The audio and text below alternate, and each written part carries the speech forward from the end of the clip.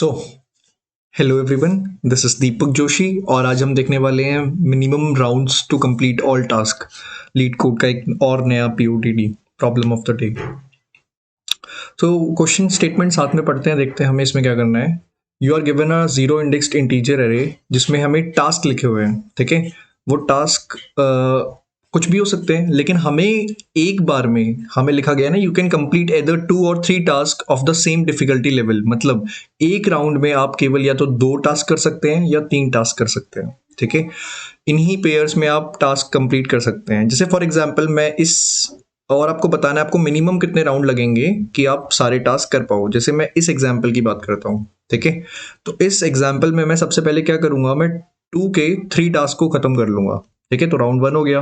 Then next task में मैं 3 के 4 के कर सकता हूँ, ठीक है। लेट्स से 4 4 4 मैंने खत्म कर लिया। देन उसके नेक्स्ट टास्क में मैं क्या करूंगा, 3 के 2 टास्क खत्म कर लूंगा। देन मैं 4 के 2 टास्क खत्म कर लूंगा। तो सिंपली हमें 4 राउंड्स लगे और हमने ये सारे टास्क कंप्लीट कर लिए। और देखो हर बार हमने या तो 3 टास्क एक साथ किए सेम डिफिकल्टी के, 2 2। This is the difficulty level, ठीक है। तो 2 इज द डिफिकल्टी लेवल और हमने 2 डिफिकल्टी लेवल के 3 टास्क कर लिए। ओके, 4 डिफिकल्टी के हमने 4 टास्क करे, I am sorry it should be 3, है ना। ओके, एंड 3 डिफिकल्टी के 2 टास्क यहाँ पे, और हमें टोटल राउंड्स लगे 4। ठीक वैसे ही हमें आउटपुट में भी मिल रहा है 4, ठीक है। तो कुछ कुछ तो समझ में आ रहा है, ओके, ठीक है। अप्रोच बिल्ड करेंगे साथ साथ में, इसे टफ करने की जरूरत नहीं है, डीपी जाने की जरूरत नहीं है, ठीक है। जो सोच रहा है वो कर सकता है, कोई इशू वाली बात नहीं है, पर ये उतना समय देने वाला क्वेश्चन नहीं है, ठीक है। देखो जैसे अब यहाँ पे क्या हो रहा है कि 2 तो एक ही बार आ रहा है। The difficulty level of 2 is occurring only 1 time ना। तो it means here we have to return -1। क्यों? क्योंकि यहाँ पे डिफिकल्टी केवल हमें एक ही मिल रहा है, मतलब हम, लेकिन हमें तो एक राउंड में 2 या 3 टास्क करने हैं। लेकिन यहाँ तो डिफिकल्टी 2 है, डिफिकल्टी लेवल 2 है, और वो एक ही बार आ रही है, ठीक है। वो एक से ज्यादा बार नहीं आ रही। अगर एक से ज्यादा बार आ रही होती तो मैं किसी भी नंबर को 3 और 2 की फॉर्म में प्लस करके लिख सकता हूँ। जैसे यहाँ तो हमें रिटर्न करना ही पड़ेगा -1, हम रिटर्न करेंगे -1 और ये खत्म, ठीक है। तो चलो ये चीज़ तो समझ में आई।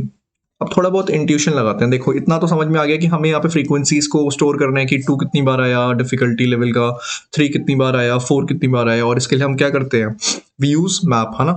अनऑर्डर्ड मैप ले लो, खैर वो तो हम कर लेंगे। बट इंट्यूशन क्या रहेगी हमारी, देखो पहले तो ये समझो कि अगर किसी की भी फ्रीक्वेंसी, आई एम सॉरी, मान लो किसी की भी फ्रीक्वेंसी, अगर किसी भी एलिमेंट की फ्रीक्वेंसी 1 आ गई, तो उस केस में तो सिंपली हमें सोचना ही नहीं है। हमें क्या करना है, हमें क्या करना है, रिटर्न कराना है -1, है ना। फ्रीक्वेंसी 1 आ गई मतलब कि भाई साहब वो एलिमेंट केवल एक बार प्रेजेंट है, और अगर एक बार प्रेजेंट है तो उसका पेयर हम 2 या 3 में तो बना नहीं ही सकते हैं। ओके, नाउ अब क्या हुआ, मान लो कि तुम्हारी जो फ्रीक्वेंसी है, ठीक है, जो फ्रीक्वेंसी है वो तुम्हारी आई मल्टीपल ऑफ 3 के फॉर्म में, ठीक है। अगर मल्टीपल ऑफ 3 के फॉर्म में आई तो तुम्हें उसे कंप्लीट करने के लिए कितने राउंड्स लगेंगे, of course k divided by 3, है ना। मान लो तुम्हारी फ्रीक्वेंसी आई कि तुम्हारा 4 जो डिफिकल्टी लेवल है वो 9 टाइम्स आ रहे हैं।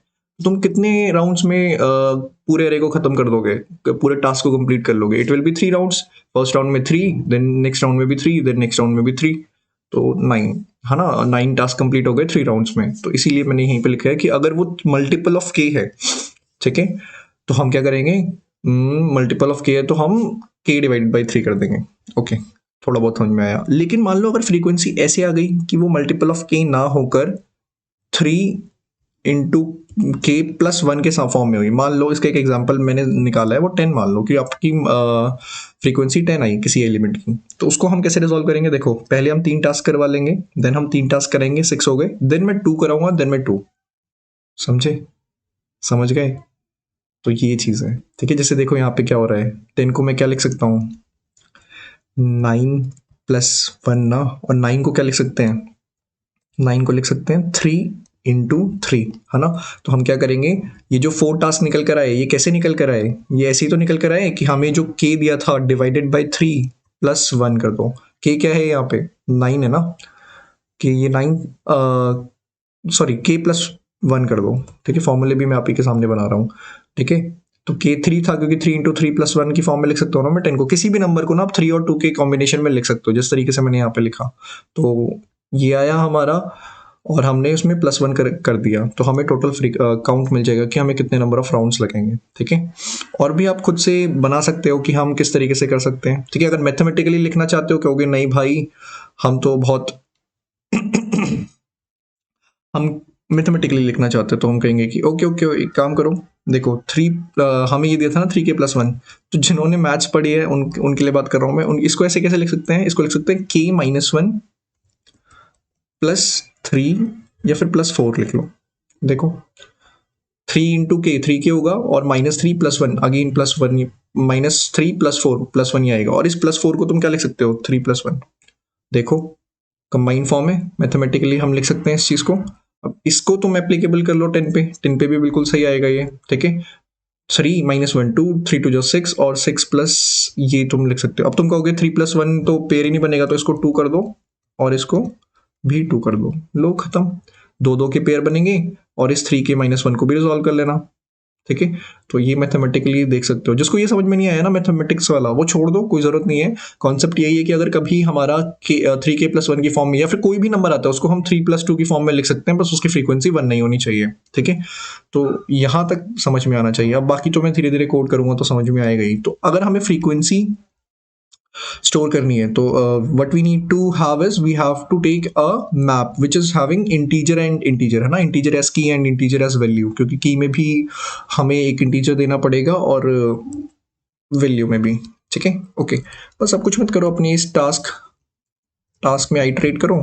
ठीक है, ठीक है, जब मैं छोटा था, जब मुझे कुछ नहीं आता था तो मुझे भी लगता था कि ये बड़े लोग कोडर लोग कैसे लिख देते हैं for auto I T of task. इसका कुछ मतलब नहीं होता, इसका वही मतलब होता है for int i is equal to 0, i is less than task dot size i++। इसका सिर्फ इतना मतलब होता है, आप ऐसे समझ सकते हैं। लेकिन यहाँ पे हम जब लिखते हैं ना टास्क ब्रैकेट में आई, तो उसकी जगह पे आप डायरेक्ट IT लिख सकते हो। ठीक है, बस इतना होता है। ओके, यहाँ पे हम क्या करेंगे, मैप में अपने IT++ करा देंगे। ठीक है, उसकी फ्रीक्वेंसी हम ++ करा रहे हैं, बस हमारा काम हो गया खत्म यहाँ पे। ठीक है, हमने फ्रीक्वेंसी स्टोर करा ली। ठीक है, ओके, चलो ये तो वेरी गुड हो गया जी। अब हम क्या करेंगे, अब हमें क्या करना है, एक काउंटर वेरिएबल रखना पड़ेगा जिसमें हम ओवरऑल अपना काउंट रखेंगे। तो मैं एक राउंड्स वेरिएबल रख लेता हूँ, है ना, उसको हम 0 से इनिशियलाइज कर देंगे। चलो ये भी गुड हो गया जी। अब हम क्या करेंगे, अपने मैप में आइटरेट करेंगे। ठीक है, for auto IT of map, है ना, हम अपने मैप में आइटरेट कर रहे हैं। बस अगेन हमें चेक करना है, बस हमें हम पहले वो वैल्यू निकाल लेते हैं कि मान लो वो वैल्यू हम मान लेते हैं टास्क, है ना, करेंट मान से नाम से मान लेते हैं IT.second निकालते हैं। ठीक है, क्योंकि वही हमें फ्रीक्वेंसी देगा। आई एम सॉरी, मैंने एंटर दबा दिया।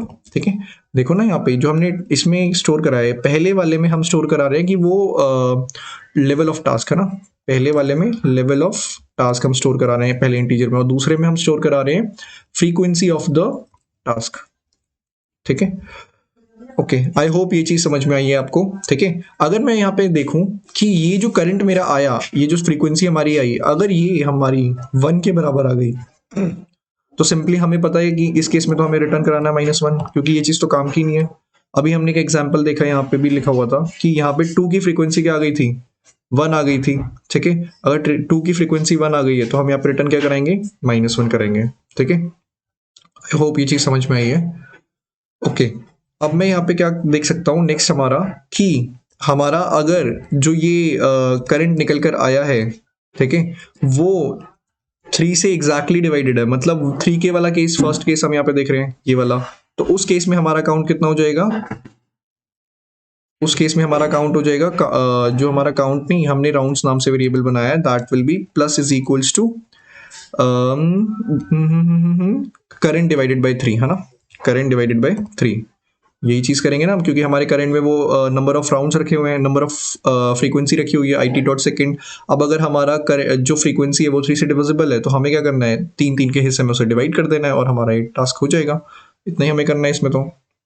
अच्छा, लेकिन लेकिन अगर क्या हो कि हमारा जो टास्क है, जो हमारा टास्क है उसको अगर हम 3 से डिवाइड करें और 2 आ गया, ठीक है, यही तो वो केस है 3k+1 वाला। देखो 3k+1 वाले में रिमाइंडर तो 2 ही आएगा ना, मॉड्यूलस का मतलब। अच्छा अगर ये आ जाता था तो मैंने बताया कि क्या करो, सिंपली जो अपना राउंड्स है सेम स्टेटमेंट लिखनी है हमें ये वाली, कि उसमें 3 तो प्लस कर दो लेकिन उसे एक और से भी इंक्रीज कर देना, ये कर दो, और साथ में राउंड्स प्लस प्लस कर दो।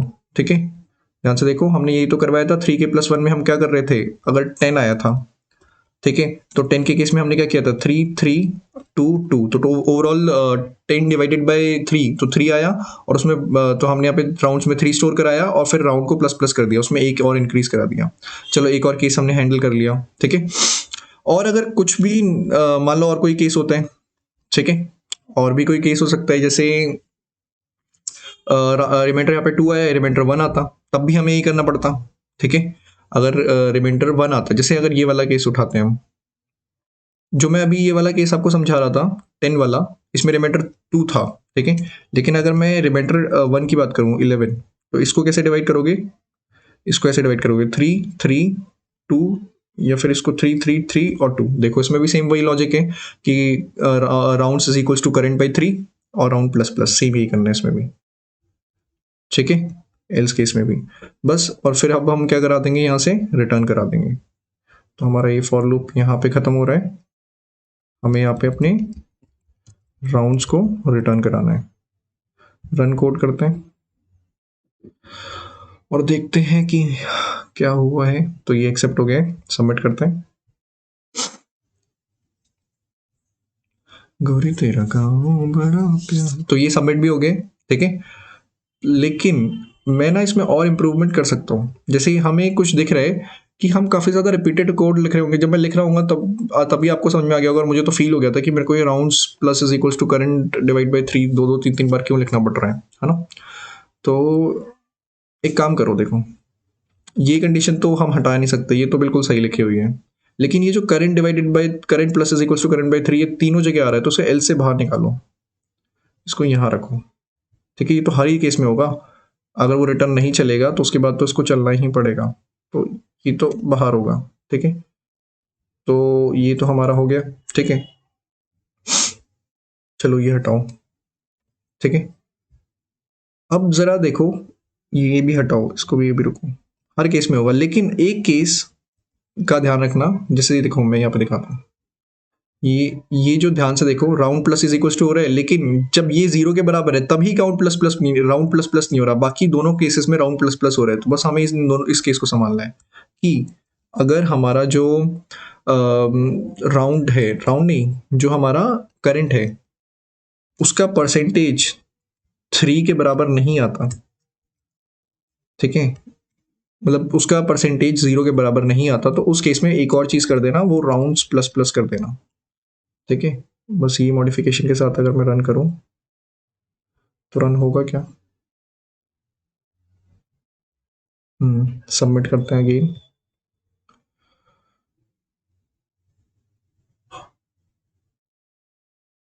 तो ये हो गया है सबमिट, है ना। तो आई होप ये समझ में आया है। फिर मिलेंगे किसी और नेक्स्ट क्वेश्चन में, या फिर मैं देख लूँ कि दोनों कोड्स में कंपैरिजन में फास्ट कौन था। देख लो रन टाइम, जो भी हमने सबमिट किया उसका ज़्यादा है ना, 453 और दूसरे वाले का 553। खैर ये तो आगे पीछे होता रहता है, मेमोरी यूसेज दोनों में सेम है।